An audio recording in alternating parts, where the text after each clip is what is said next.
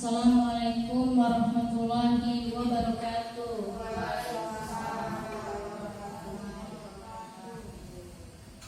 Alhamdulillahirabbil alamin. Assalatu wassalamu ala asrofil anbiya'i wal mursalin wa ala alihi washabbihi ajmain.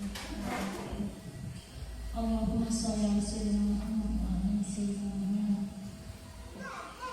Baiklah, susunan acara diseminasi budaya positif di SD Negeri 7 Bingen Tuluh. Saya sebagai pembawa acara. Yang pertama, 1. Pembukaan. Yang kedua, pembacaan doa. Yang ketiga, menyanyikan lagu Indonesia Raya. Yang keempat, sambutan dari kepala sekolah atau yang mewakili. Yang kelima, menyampaikan materi budaya positif oleh narasumber Bapak Saiful Dardi. Yang keenam, sesi tanya jawab dan refleksi. Yang ketujuh, penutup. Baiklah, untuk acara pembukaan ini marilah kita sama-sama membaca lafaz basmalah. Bismillahirrahmanirrahim. Yang kedua, pembacaan doa. Marilah kita berdoa menurut kepercayaan kita masing-masing. Berdoa dimulai.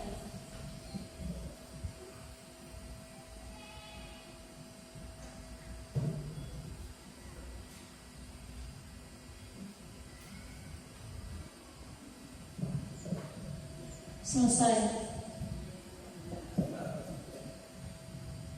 Untuk acara berikutnya nomor 3, menyanyikan lagu Indonesia Raya.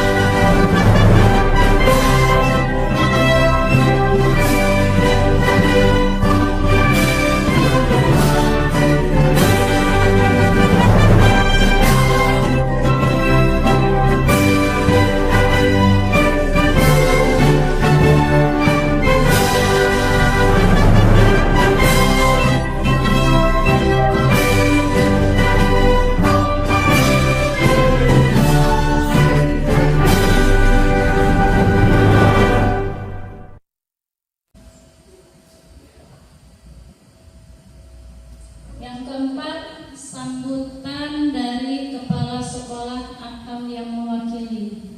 Kepada beliau, waktu dan tempat kami persilakan.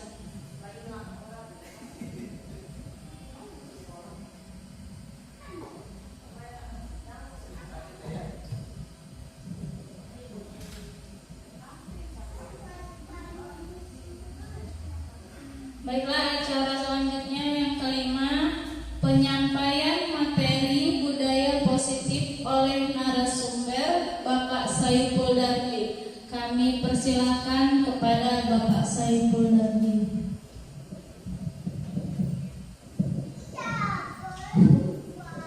Bismillahirrahmanirrahim. Assalamualaikum warahmatullahi wabarakatuh. Yang saya hormati Bapak Ibu semua, Bapak Ibu guru semuanya yang menyempatkan hadir untuk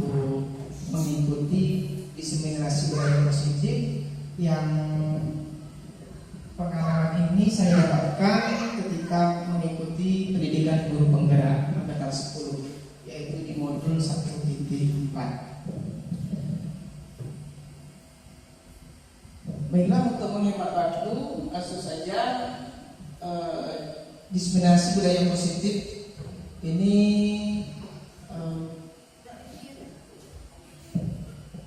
berkaitan dengan pengalaman, wawasan yang didapatkan dari pendidikan guru penggerak. Semoga budaya positif ini bisa kita bangun di lingkungan kelas maupun lingkungan sekolah di SD Negeri Gunung itu. Nah, ini ada 3 pertanyaan Pak Bu. Setuju atau tidak? Yang pertama, hukuman dapat mendisiplinkan anak. Setuju tidak Bu? Setuju tidak Bu? Setuju.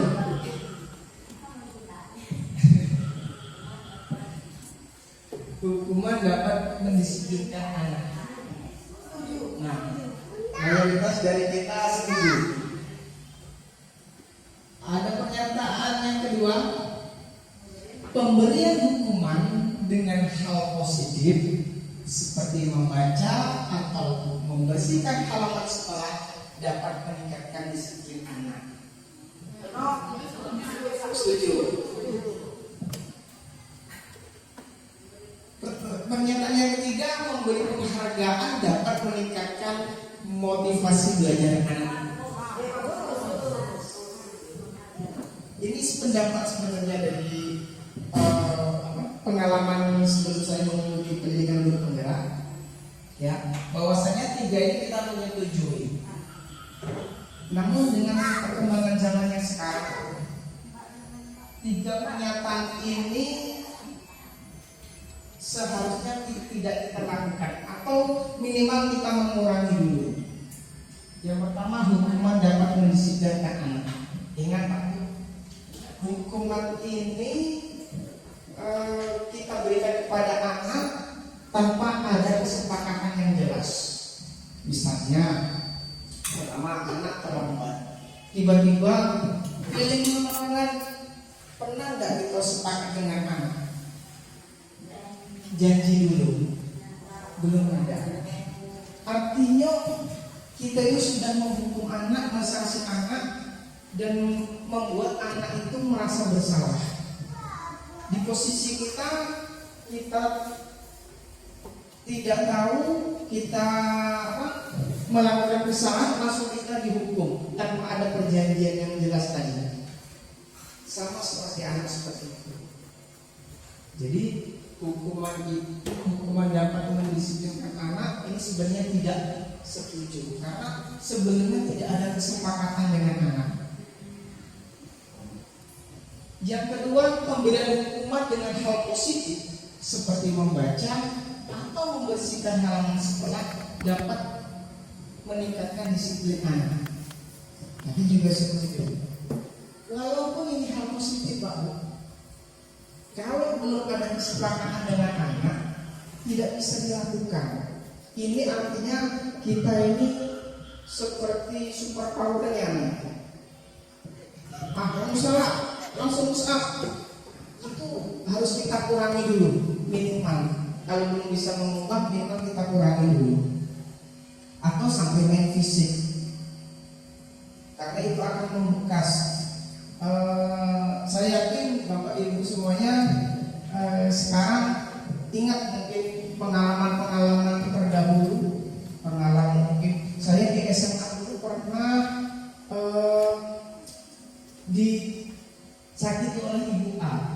Saya pernah dihukum keluar kelas karena Ibu A misalnya tidak mengerjakan tugas dan lain-lain. Selalu ingat. Nah itu sama nanti akan terjadi pada anak. Walaupun sekarang kita tidak menyadari, kita kan sekarang ingat, oh iya kawanku dulu gara-gara ini kena tampar dulu, masih ingat. Nah itulah yang terjadi nanti, dia akan membekas. Walaupun hal positif, kalau belum ada kesepakatan dengan Ini seyogyanya tidak boleh dilakukan. Dan yang ketiga, penghargaan dapat meningkatkan motivasi belajar anak. Ini pun juga sebenarnya tidak baik walaupun ada penghargaan.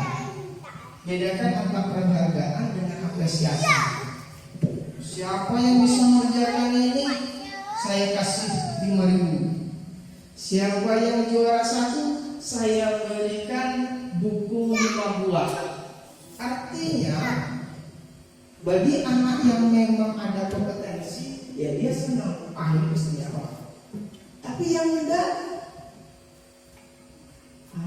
jauh pak, agak baca, ya, udah bisa disamakan. Nah, penghargaan ini pun jadi anak itu akan melakukan suatu tindakan. Kalau yang ini masih eksplisit, masih dari luar, dia akan melakukan sesuatu karena ada dukungan. Begitupun yang hal positif dan penghargaan. Saya akan ikut lomba karena ada hadiah. Ini pertanyaannya. Selanjutnya itu apa sih sebenarnya budaya positif? Budaya, kita kenal budaya itu adalah suatu kebiasaan yang terus-menerus mungkin dapat dilakukan. Ini adalah budaya. Nah, positif ini merujuk kepada hal-hal yang bernilai kebajikan atau bernilai kebaikan. Nah, budaya positif ini dapat dimaknai dengan kebiasaan-kebiasaan yang ada di lingkungan sekolah atau lingkungan kelas yang bernilai positif dengan menerapkan nilai-nilai kebajikan dan diyakini baik sebagai individu maupun kelompok. Jadi kalau ada budaya misalnya seperti tempat kita ini pembacaannya sih bersama, itu sudah budaya positif. Hanya saja pembacaannya bagus, tapi pelaksanaannya bagaimana? Apakah semua siswa sudah bisa membaca atau hanya libur? Kalau sudah programnya bagus, tapi pelaksanaannya dengan anak sudah bagus atau belum? Ikat kelas misalnya, program-program yang lainnya. Selanjutnya, bagaimana cara menerapkan budaya positif di lingkungan sekolah atau kelas? Ini ada beberapa materi, ini Pak Bu, cara kita untuk menerapkan budaya positif di kelas maupun di sekolah. Ini yang pertama, disiplin positif. Saya mau tanya dulu, disiplin ini yang kita maknai apa? Pernah mendengar disiplin? Kamu udah disiplin? Apalah maknanya? Aturan. Mungkin ketepatan waktu, ya. Terus apa lagi misalnya? Disiplin. Padahal disiplin ini berasal dari kata Latin dari filsuf Socrates dan Plato. Ini artinya belajar. Disiplin itu. Jadi misalnya kita disebut apa disiplin ilmu kamu? PGSD sama aja. Disiplin itu belajar apa kamu? PGSD. Nah, disiplin positif yang akan kita terapkan di sekolah. Mana disiplin berasal dari bahasa Latin artinya belajar. Dan disiplin positif ini berarti memotivasi diri, belajar memotivasi diri agar bisa bertanggung jawab terhadap apa yang dilakukan. Nah, tugas kita sebagai guru yang menuntun, kita ini harus menuntun, Bu. Bukan menuntun. Namanya menuntun itu pelan-pelan. Ini yang diajarkan oleh anak yang mungkin bisa mengaji bagus, belum tentu menggambarnya bagus. Anak yang olahraganya senang di lapangan, lari, kayaknya sepagi sampai balik dan tidak kuat, tapi suruh matematika tidak baca. Itulah kodrat-kodrat murid yang harus kita pahami bersama. Jadi tidak bisa lagi nuntut anak. Karena kita pun, saya selalu sampaikan ke kelas, Tidak ada yang manusia pintar dan manusia bodoh. Kalau kamu juara satu mungkin matematika, belum tentu kamu bisa ngajinya bagus. Kamu bisa membacanya bagus, belum tentu berenang dengan teman kamu sekelas kamu menang. Artinya setiap manusia punya kepintarannya masing-masing, punya keahliannya masing-masing. Pembiasaan kegiatan positif harus dilakukan agar memotivasi murid secara intensif. Jadi siswa itu akan melakukan suatu kebiasaan-kebiasaan memang dari dalam. Tidak usah lagi, nah sampahnya dibuang. Tidak usah lagi. Tapi mana caranya biar anak itu sudah terhubung dengan sendirinya. Kesadaran. Nah tugas kita itu membangkitkan kesadarannya. Saya ingat betul waktu itu pengalaman saya SMP dibagikan. Mungkin sampai sekarang kadang-kadang di tas itu ada kulit-kulit permen atau lain. Kadang ketemu itu dikantongi karena sudah kebiasaan tadi, sudah ditanamkan oleh guru tadi. Awalnya terpaksa, tapi lama-lama terbiasa. Nah ini tentang disiplin positif. Nah disiplin positif itu tadi merujuk kepada nilai-nilai kebajikan, nilai-nilai yang baik, nilai-nilai yang luhur, yang bisa kita terima dari segala lintas bahasa, suku, agama maupun latar belakang. Jadi nilai-nilai kebajikan itu sifat-sifat manusia yang merupakan tujuan mulia yang ingin dicapai setiap individu. Nilai-nilai itu bersifat universal lintas bahasa, suku bangsa, agama maupun latar belakang. Jadi di kelas itu tidak bisa nanti menyampaikan semuanya harus mengaji. Kenapa? Karena bisa saja nanti di dalam satu kelas kita ada yang beragama muslim. Jadinya ada diskriminasi dengan siswa antara satu siswa dengan siswa yang lain. Semuanya harus bisa menggunakan bahasa dingin. Nah mungkin anak-anak yang pindah itu tidak bisa, kesulitan. Jadi nilai-nilainya ini nanti harus bisa merangkup semuanya kemajemukan yang ada. Nah nilai-nilai yang ada di kita ini khususnya di sekolah, di dunia pendidikan, kita merujuk pada profil Fajar Pancasila. Kalau tidak salah di kelas 5 sudah ditempel. Tapi kadang kita mau aku bunyinya gitu, larinya nak kemana. Nah, kita sama-sama belajar karena profil belajar Pancasila ini kita juga belum bisa melaksanakan dengan baik. Namun dimensinya kita harus memahami. Yang pertama itu beriman, bertakwa kepada Tuhan Yang Maha Esa dan berakhlak mulia. Ini kita hubungannya dengan keimanan sesuai dengan agamanya masing-masing dan berakhlak mulia. Berakhlak mulia ini bisa dengan manusia, bisa dengan alam. Nanti ada penjabarannya tersendiri, mungkin bisa ditanggapi. Terus mandiri, bernalar kritis, berkebinekaan global, bergotong royong dan kreatif. Nah ini selanjutnya bagaimana budaya positif tadi. Ada teori motivasi, hukuman, penghargaan dan restitusi. Nah ini yang akan kita bahas yang kayaknya agak menarik nih. Karena hukuman, konsekuensi ini sering kita berikan. Yang pertama, kita pahami dulu motivasi perilaku manusia. Hukuman itu, motivasi itu ada 3 Bapak. Yang pertama untuk menghindari ketidaknyamanan atau hukuman. Jadi orang akan melakukan sesuatu karena takut akan hukumannya. Saya berangkat jam 7 karena saya takut nanti dihukum. Misalnya CWC, lain-lain karena takut, bukan karena kesadaran sendiri. Karena untuk menghindari ketidaknyamanan atau hukuman. Yang kedua, untuk mendapat imbalan atau penghargaan dari orang lain. Kalau saya juara 1, saya dapat 5 buku. Kalau saya juara 2, saya dapat 3 buku. Walaupun ini sudah budaya tadi, hanya pelan-pelan. Atau kita di kelas, siapa yang bisa ini saya kasih. Ini juga jadi ketika nanti tidak ketemu guru itu, dia bisa ada sesuatu.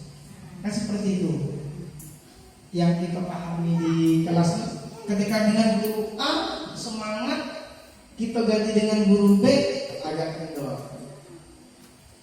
Mungkin yang dulunya kendor, ketemu guru A semangat, sekarang kendor lagi. Begitu terus. Bahkan kita juga mengalami dari SD, SMP, SMA dan di perguruan tinggi. Dengan dosen A semangat, dengan dosen B, kalau bisa berangkat Pak. Karena motivasi kita tadi kurang.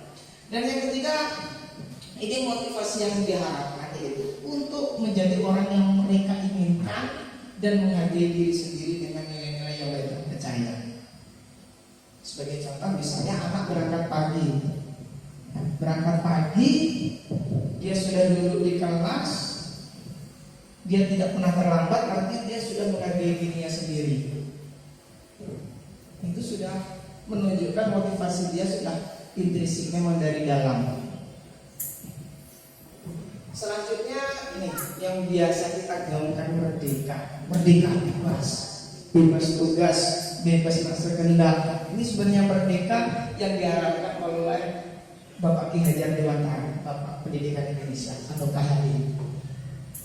Merdeka itu artinya tidak hanya terlepas dari perintah,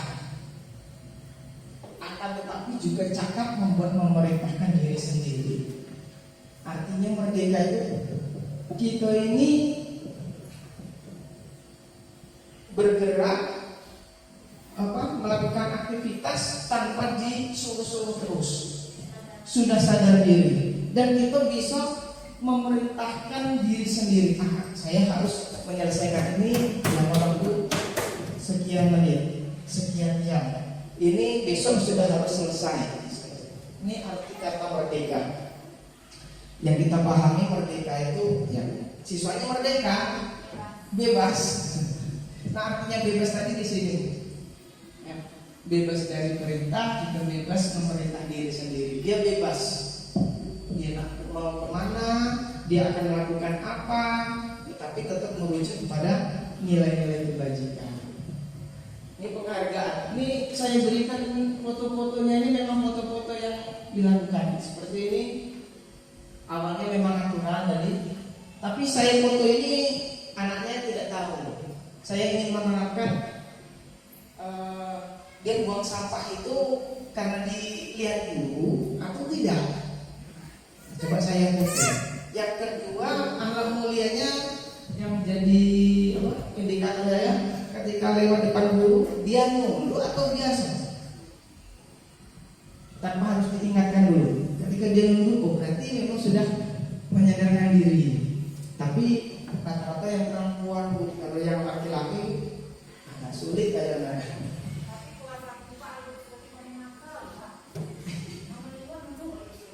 Itulah Bu, anak tadi nakal tapi sopan. Karena itu unik, tidak ganti yang sama. Si A dengan pasti beda walaupun itu kembar. Pasti perilakunya berbeda. Inilah yang harus kita itu hargai bersama, keunikan anak. Nah, yang ini juga saya juga memberikan penghargaan di akhir pembelajaran, di akhir semester. Nah, ini saya berikan penghargaan. Sebaiknya harusnya bukan penghargaan. Kalau ingin memberikan itu sebaiknya apresiasi. Panggil dengan sendiri, sampaikan. Selamat, kamu bagus kerjaannya, tanpa harus diketahui orang. Kalau pernah mau di depan kelas itu harus semuanya bagus. Ibu bagus, sudah bisa baca, sudah bisa menghitung. Nah, jadinya semuanya merasakan apa yang diberikan oleh guru, walaupun itu hanya ucapan, bisa dihargai. Nah, jadi penghargaan itu sama dengan hukuman, meminta atau membujuk seseorang melakukan sesuatu untuk memenuhi tujuan tertentu. Orang yang meminta membujuk ini masih dalam kategori eksternal karena masih dalam ketergantungan. Apa saja dampaknya? Ini sebenarnya masih banyak yang saya tampilkan. Ada 4, yaitu penghargaan mengurangi motivasi intensif. Tidak dari dalam, tidak karena niat, saya mau ikut lomba karena saya ingin saya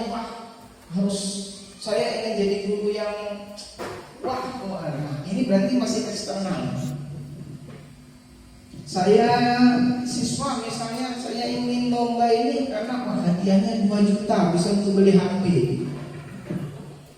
Sebenarnya bagus, tapi setelah itu nggak ada tindak lanjut lagi. Yang kedua, penghargaan mengurangi ketepatan. Jadi seharusnya ada yang tepat, yang dia memang bagus. Artinya karena dia tadi hanya motivasinya eksternal, akhirnya dia yang juara. Padahal anak itu ada yang pendiam, dia bisa, dia pintar, dia tidak menunjukkan seperti mutiara hanya dia baik. Tapi ada yang karena hadiahnya bagus, cek aktif merah biar kelihatan guru itu senang, jadinya dia lagi jadi juara. Yang ketiga, penghargaan merusak hubungan. Ini juga bisa merusak hubungan dari anak A dengan anak B, kita dengan anak tersebut juga akan merusak. Jadinya dulu dengan Bapak A saya diberikan ini, saya di kelas sekarang nggak pernah ada hadiahnya. Berarti ada pengerusakan hubungan. Sudah membandingkan Bapak A dengan Ibu, kan seperti itu. Karena ada yang berbeda tadi, karena ada penghargaan tadi. Yang keempat, penghargaan mematikan kreativitas. Anak-anak yang kreatif, guru-guru yang kreatif, karena ada penghargaan tadi maju, karena menginginkan penghargaannya tadi. Anak yang memang aktif, bagus, kreatif buat aku pajak, tapi karena yang anak yang beli pengen hadiahnya, cak mana caranya aku harus pajak. Artinya yang anak tadi penuh sindir, padahal dia terus menerus menjalani. Ini penghargaan. Ini perbedaannya, perbedaan hukuman dan konsekuensi. Ada hukuman, ada konsekuensi. Apa bedanya? Kalau hukuman itu tidak ada kesepakatan. Ketika terlambat langsung suruh push up, langsung suruh lari. Kalau konsekuensi sudah ada kesepakatan.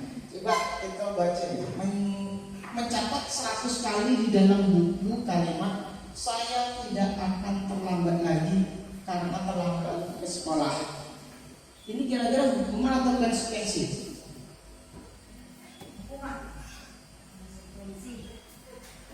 Hukuman bisa konsekuensi. Kita cek. Yang kedua, lari mengelilingi lapangan basket 2 kali karena terlambat hadir di sekolah. Hukuman atau konsekuensi? Hukuman. Murid diminta untuk push up 15 kali karena tidak menggunakan masker ke sekolah. Menggantikan kertas tugas teman yang telah dicoret-coret. Konsekuensi. Membersihkan tumpahan air di meja tulis karena tersenggol pada saat belajar.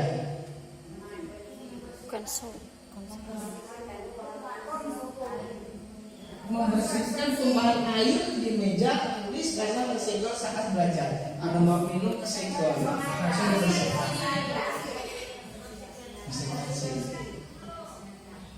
Murid disuruh untuk tidak mengenakan sepatu seharian di sekolah karena tidak mengenakan sepatu hitam. Karena pakai warnanya putih, sepatunya diminta, dia tidak boleh pakai sepatu. Konsekuensi. Lari mengelilingi lapangan basket 2 kali karena terlambat 10 menit untuk pelajaran PJUK. Kita cek. Jadi mencatat itu hukuman. Lari mengelilingi basket itu hukuman. Murid diminta push up 15 kali hukuman. Menggantikan kertas tugas temannya dicoret-coret konsekuensi. Karena tidak ada, anak tidak tersakiti. Apa yang dia buat tadi, dia menggantikan punya temannya. Membersihkan tumpahan air konsekuensi. Murid disuruh untuk tidak mengenakan sepatu seharian di sekolah karena tidak mengenakan sepatu, itu adalah hukuman. Dan yang juga tidak termasuk yang tadi, itu termasuk konsekuensi. Kenapa? Karena PJOK itu yang kita ingat kalau kita nak belajar olahraga suruh lari dulu. Untuk apa? Untuk pemanasan. Jadi kalau dia terlambat, lama 2 kali wajar. Tapi kalau untuk lapar-lapar lain itu sudah bisa berbentuk hukuman. Ya. Ini perbedaan hukuman sama konsekuensi. Kalau hukuman itu sesuatu yang menyakiti harus terjadi. Suka tidak suka dia terjadi. Dia tidak suka push up, suruh push up. Akhirnya bisa-bisa pingsan. Tapi kalau konsekuensi ya sesuatu harus terjadi karena sudah disepakati. Terus membuat anak sakit, bisa fisik, bisa hati, butuh jangka waktu yang lama.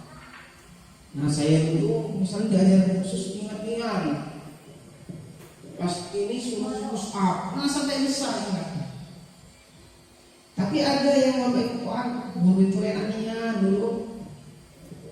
Awak tuh tidak patah baca dia aja, terus diajarinnya, sabarnya, yang ingat. Tapi biasanya kita tuh mengingat hal-hal yang dulu. Pasti ingat Bapak Ibu apa yang dilakukan Bapak Ibu guru kita di masa lalu. Nah, tapi kita tidak bisa membalas seperti itu untuk anak murid kita, tidak bisa lagi. Tidak boleh karena sudah paham, dunia pendidikan juga tidak seperti itu lagi. Dulu berhasil Pak, iya, karena takut sebenarnya. Tapi ingat terus. Terus kalau momen itu paksaan, sedangkan konsekuensi stimulus tanggapan dan lain-lainnya. Bisa anak itu bisa merasakan marah, merasa bersalah, dipermalukan, merasa tak dihargai. Ini yang dirasakan oleh anak karena dihukum tadi. Sedangkan kalau konsekuensi kehilangan hak, dibuat tidak nyaman, diasingkan untuk sementara. Tapi ini sudah disepakati. Sedikit dia sudah menyadari, oh karena aku tadi seperti ini, ya wajar jadi hukum. Ini akan timbul kesadaran. Selanjutnya ini yang paling terbaik dari hukuman, konsekuensi, penghargaan dan restitusi. Nah, ini yang kita harapkan. Idealnya restitusi. Apa itu restitusi? Ini proses menciptakan kondisi bagi murid untuk memperbaiki kesalahan mereka, sehingga mereka bisa kembali pada kelompok mereka dengan karakter yang lebih kuat. Jadi kalau ada anak belanja atau anak berkelahi, kadang-kadang kita sudah nak mana nak restitusi Pak, nak sabar, anaklah banyak terus kita sudah terlanjur marah, sudah sulit. Nah, nanti ada tahapannya restitusi. Jadi kita berikan penyelesaian terhadap anak. Terus kamu naknya nak mano, terus itu bisa bersih tak mano. Nah, dia mencari solusinya sendiri, tidak usah bersihkan gara-gara sepatu kamu masuk kotor semua, bersihkan. Jadi berikan pilihan. Itu kotor sepatunya, tapi dengan nada-nada yang netral, bukan nada yang memelas dan juga bukan nada yang keras. Kalau keras kita berarti seperti menghukum. Kalau kita memelas seperti kita menjadi teman atau merasa bersalah. Itu nanti ada teorinya juga. Jadi buatlah anak itu mencari pilihannya sendiri, menyelesaikan yang dia buat. Ini selanjutnya keyakinan kelas. Ada peraturan, ada kesepakatan, ada keyakinan. Hanya bentuk-bentuknya bayar pedok. Bisa seperti itu. Tapi berbeda ya. Kayak peraturan yang kita tempel di kelas atau peraturan yang kita tempel. Pernah nggak kita ini ngajak anak untuk membuat aturan? Peraturan bisa dari sekolah yang buat, bisa guru-guru zaman dulu, bisa kepala sekolah zaman dulu. Sekarang diterapkan terus tanpa ada kesepakatan yang jelas dengan anak. Padahal anak itu selalu berganti. Setiap tahun kita ganti anak. Setiap tahun kita ganti anak. Jadi peraturan tadi sudah tidak bisa lagi dipakai. Jadi harusnya bisa kita menjadikan membuat keyakinan kelas. Nah, keyakinan kelas itu apa? Keyakinan kelas dapat dimana yang kebajikan universal yang disepakati secara tersirat, tersurat, lepas dari latar belakang suku, negara maupun agama. Ini kalimat-kalimatnya juga kalimat yang positif, tidak rinci, dalam peraturan rinci. Seperti ini misalnya, kami guru dan murid yang saling menyayangi. Jadi ada nilai kasih sayang, ada nilai toleransi. Kami murid semangat belajar. Jadi kalau dia nanti tidak mencatat, tidak mengerjakan tugas, berarti dia sudah melanggar sendiri dengan yang B dan seterusnya. Ini ada 5 posisi kontrol. Kita ini semuanya ada di sini. Ada pendukung, pembuat merasa-rasa, teman, pemantau, dan manajer. Yang biasa kita sampaikan, pertama misalnya kalau pendukung, kalau kamu tidak melakukannya, awas ya, rasakan. Awas baik dong. Nah, itu berarti di posisi penghukum. Kira-kira kita di posisi mana? Nah, ini di posisi.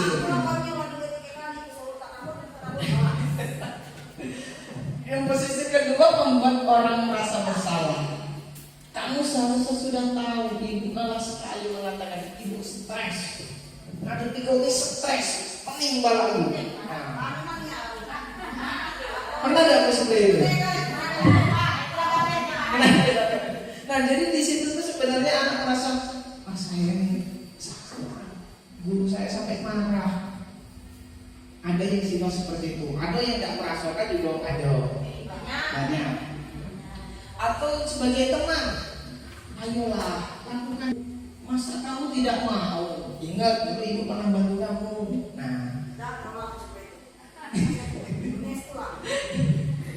Nah ini sebagai teman atau pemantau.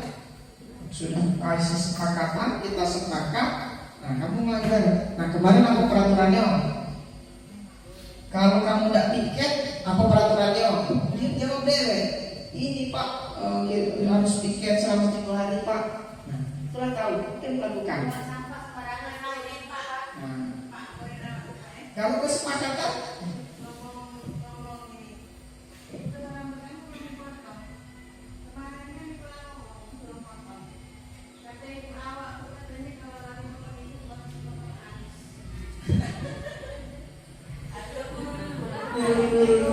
karena kita terlalu lagi. Kita potong sedikit permintaan. Tapi kita udah tahu kamu itu anak itu memang dari ibunya akan memang belegek dengan kita kan. Itu yang belum tahu.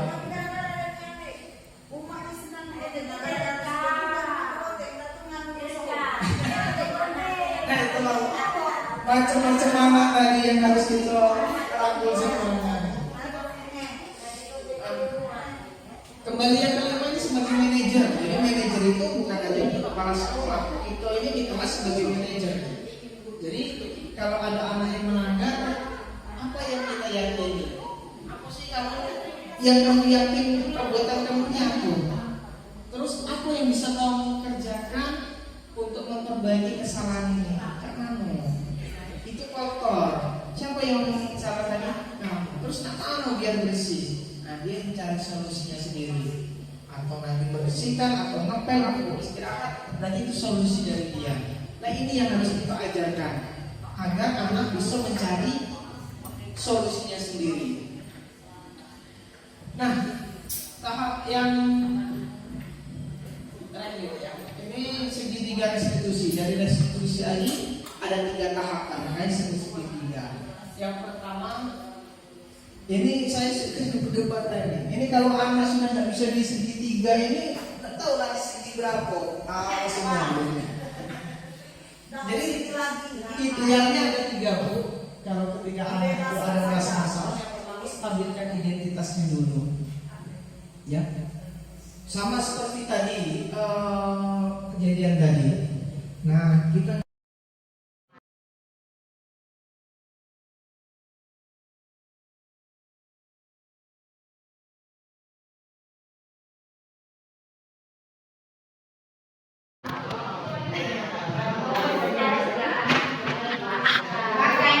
bagaimana cara mengurangi kemarahan terhadap anak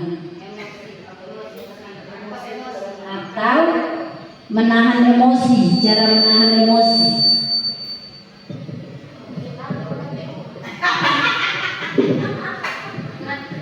ada orang lagi tak Bu? Nah, mungkin ini dulu ya. Kalau untuk mengurangi emosi atau marah secara pribadi memang agak sulit. Karena kadang-kadang itu keadaan memang memaksa kita untuk marah. Dan dengan kondisi alam yang berbeda, bukan alam gaib, alamnya alam, tapi kondisi lingkungan yang berbeda. Mohon maaf ya, mungkin kalau dikenal Hang Jawa kan nyebut lembut, cuma tidak tahu artinya. Kalau bercakapnya temrikon, bercakapnya orang kakinya terpijak mas kaki kulo terpijak. Among kita ini mungkin banyak, malu. Karena keadaan sebenarnya sama Pak Bu, kondisinya sama sebenarnya. Hanya bagi yang nerimo tadi bisa nerimo kuda. Contoh saya misalnya orang Jawa ketemu dengan dari sini lah misalnya, sini sudah takut kayak dimarahan, padahal itu biasa saja. Jadi kalau untuk mengurangi emosi, kita harus pelan-pelan, tidak bisa langsung serta-merta. Jadi kita harus, kalau untuk pribadi saya membayangkan kita di posisi anak. Kalau aku posisi cak itu mana ya? Jadi untuk menahan emosi tadi seperti itu. Atau pas sudah kebetulan, saya keluar dulu sebentar, baru saya temui lagi. Dan pernah juga terjadi, biasanya ini makanya saya melakukan pendataan di awal semester ini gunanya untuk mengetahui. Perhatikan Bapak Ibu, biasanya anak yang menguji kita untuk marah, menges terus, itu biasanya kebutuhan dasar dari rumahnya memang kurang terpenuhi. Sebagai contoh, misalnya dia dari keluarga broken home, dia misalnya tidak katik bak lagi, dia misalnya tidak katik bak lagi. Saya optimis dari dulu saya datang, ngapalah anak ini kok agak kayak kesenian kalau di kelas tuh sedikit cerotuh. Tapi dengan kondisi kita kali ini tahu dia tidak ada bak, jadi nak sekedar itu kita sudah jadi kita sudah paham. Apalagi kita juga tahu kalau kita marahi, nah bisa. Nah itu yang sedikit demi sedikit kadang-kadang juga udah terkontrol lagi karena sudah sangat emosi melihat seperti itu. Tahan dulu, jangan sampai main fisik karena itu akan membekas.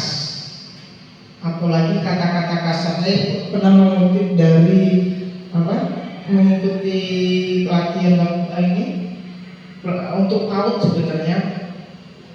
Katanya yang kita ingat dari belajar itu bukan materinya, tapi kadang-kadang perlakuan dari guru.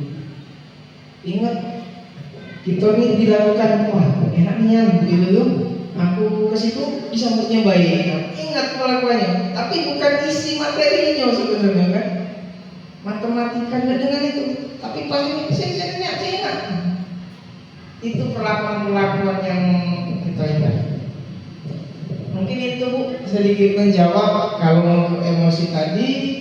sudah marah tadi, kita harus tahu dulu karakter anak. Makanya kita sangat penting mendata anak terlebih dahulu. Jadi kita tahu bisa memetakan kebutuhan anak. Ada anak lagi? Kemana?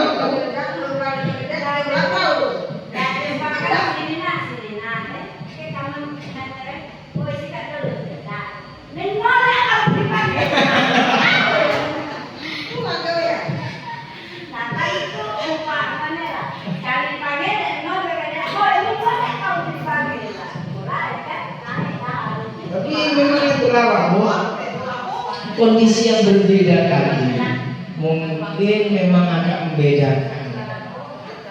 Awalnya saya dulu merantau ke sini juga, waduh, takut ya. Dengan kamu ini ngobrolnya sudah beda. Tapi lama-lama tidak sama, maknanya sama. Setelannya lah yang agak bercanda. Ibarat motor itu gasnya tuh lagi gas dulu, tapi sama kayak di jalan. Dia tidak mudah. Mulut jahat tapi nabi itu. Mulut jahat tapi hati-hati nabi. Contoh yang baik takut dengan kita. Nah, jadi kalau ada kebijak, Mulut jahat tapi nabi. tapi saya juga di kelas, saya melihat karakter mana Jawa, mana Batak, mana ini sama semuanya. Yang jelas menurut saya kalau lewat di depan orang yang lebih tua menundukkan kepala sedikit. Dia mau keluar izin Pak, saya permisi. Jadi bukan lagi adat, memang itu sudah harus menjadi kebiasaan. Ada lagi Pak? Halo Bu? Mungkin ada lagi namanya?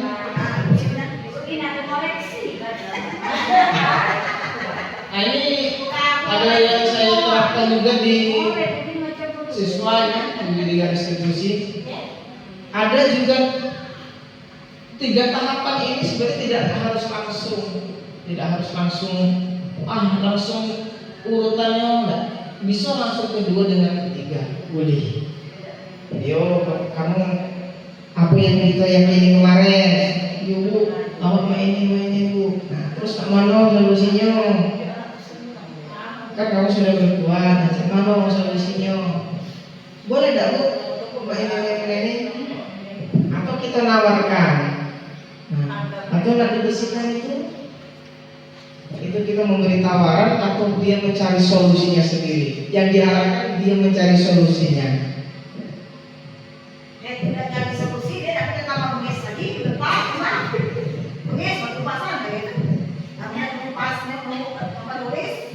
Ini kondisi-kondisi yang ideal yang diharapkan perkembangan yang sekarang menghadapi anak seperti ini. Walaupun terkadang bengkak, awalnya juga lah bengkak. Tapi saya mengikuti pendidikan guru penggerak ini, saya merefleksi sendiri. Seperti ngajarnya gurunya kayaknya malam, di kondisi malam gelap kan, nah ini sedikit terang ini sekarang karena belum tahu sedikit jadi ingin terapkan. Ada yang lain? Nah ini 5 posisi. Terus kira-kira kita di posisi yang mana paling bagus? Ini dan di sini.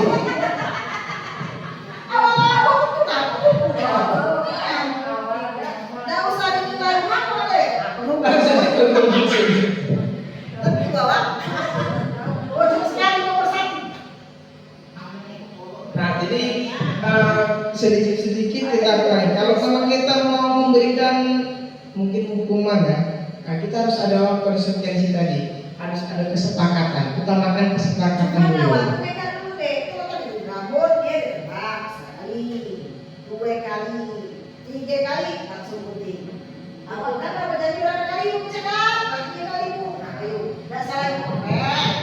Itu sudah kesepakatan, sudah diingatkan.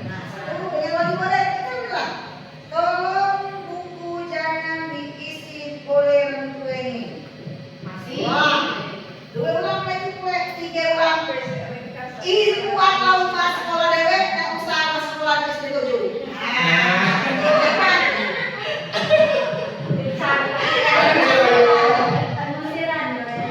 Datang di ruang sekolah ya. Nah ini ibu sampai misikan apa ya Pak? Misikan apa dengan? Tahu kok misikan kok misinya. Nah, apa yang kita dengar?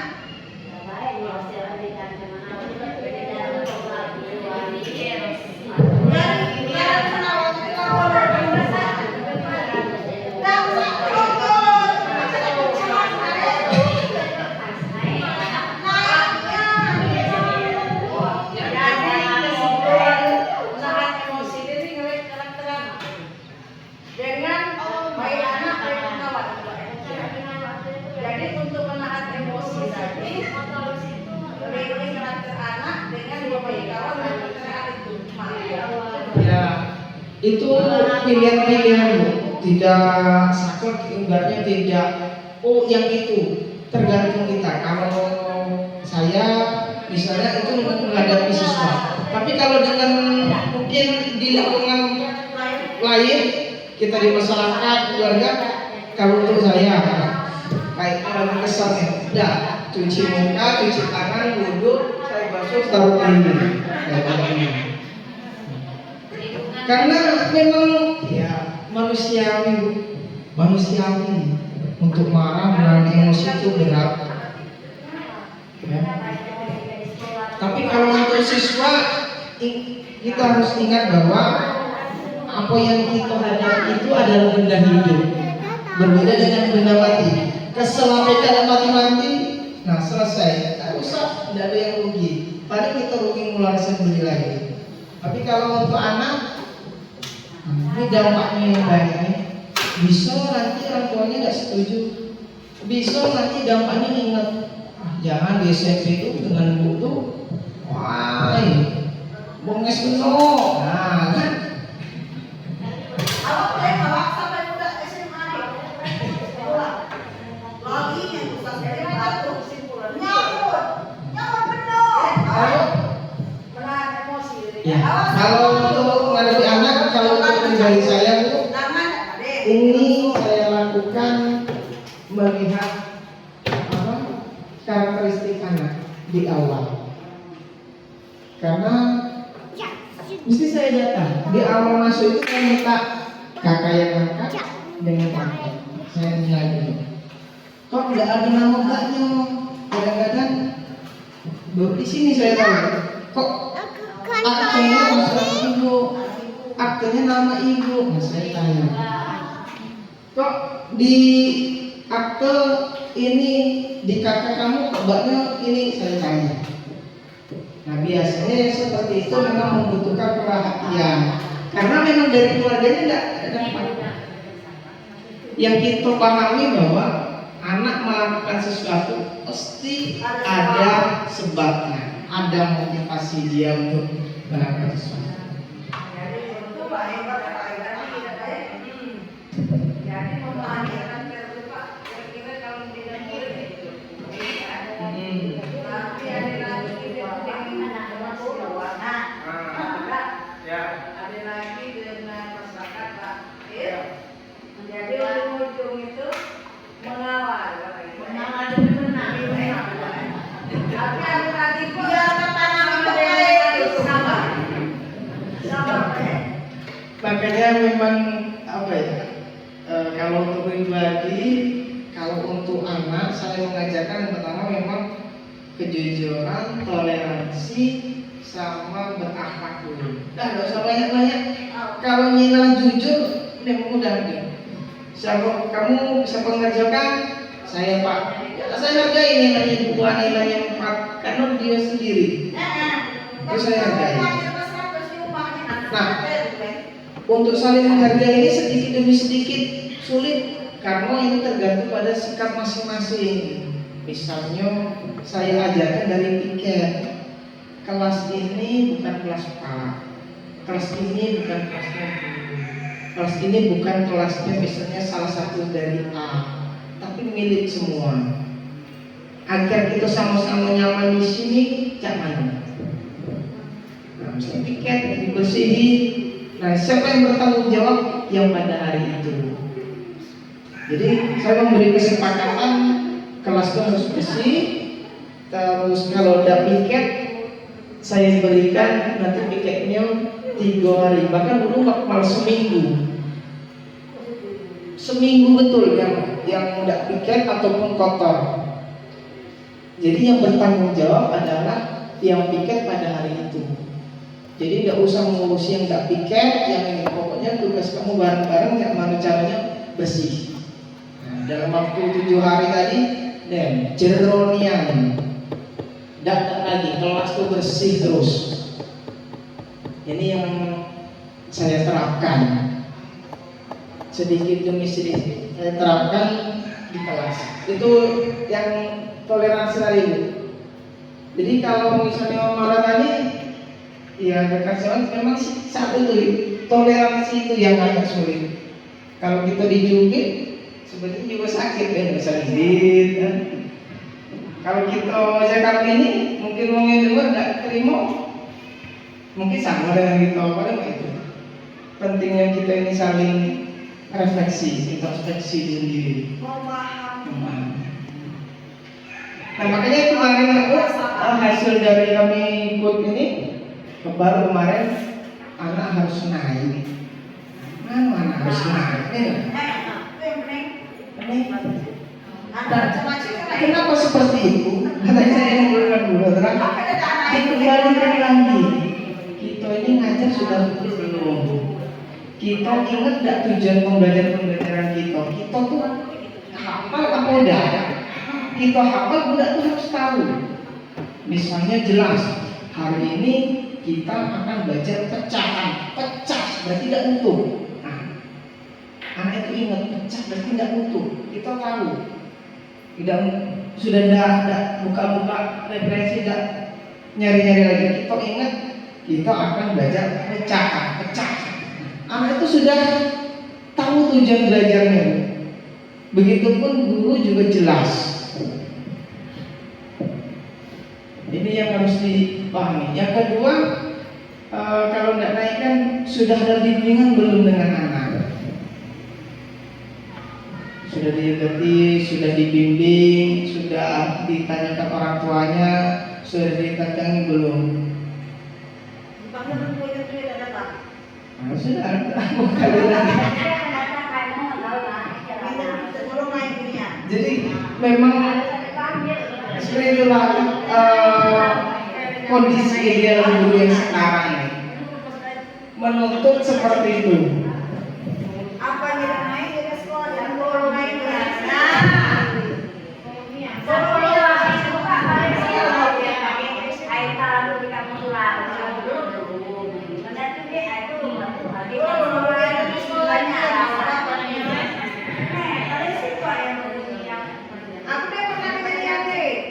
zaman kan udah macam-macam, kan ada macam-macam dan naik. Juga kepala sekolah, zaman itu sekolahnya naik kepala sekolah beri, tahu-tahunya jam bokeh teleponan beri, anak jadi isu-isu yuk udah yang naik itu tulis keluarga dia punya dakri, nasa pakai sepak udah kawan rubahnya, mak tuh lah yang naiknya terima kasih. Nah, pun kepala sekolah ini warnanya nih, bayangkan. Anak orang macam-macam.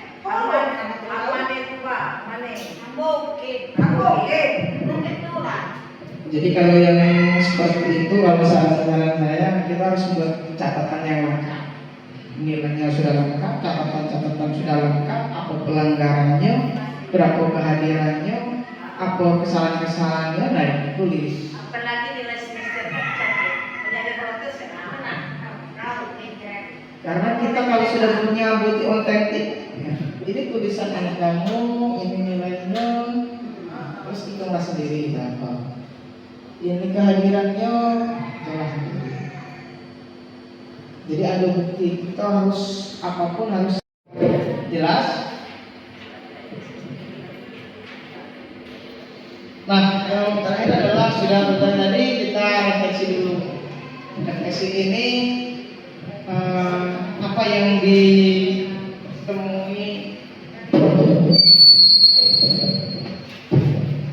Ada yang ingin menyampaikan?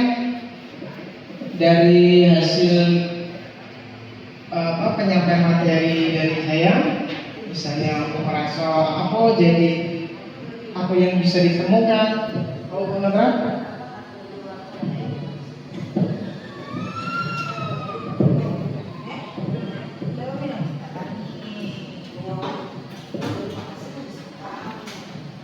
Refleksi ya Pak, yang kita dapat pada hari ini.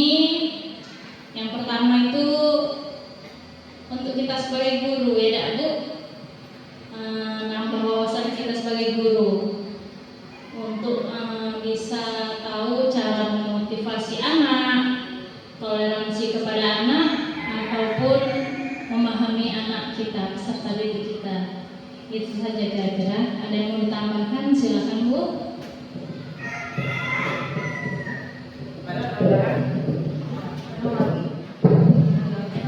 Nah, sudah. Kalau sudah langsung ditutup.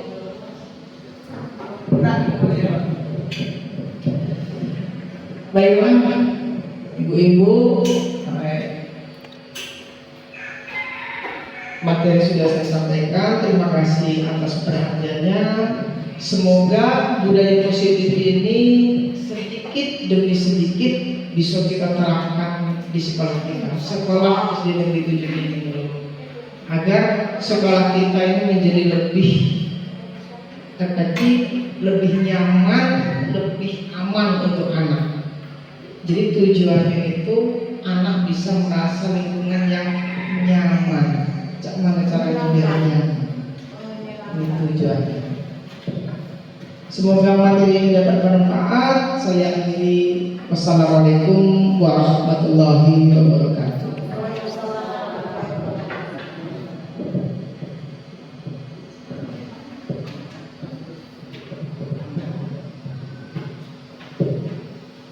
Baiklah, untuk acara kita hari ini kita ucapkan terima kasih kepada narasumber kita Bapak Saiful yang sudah menyampaikan materi kita pada hari ini. Saya sebagai pembawa acara mohon maaf jika ada salah kata. Saya akhiri.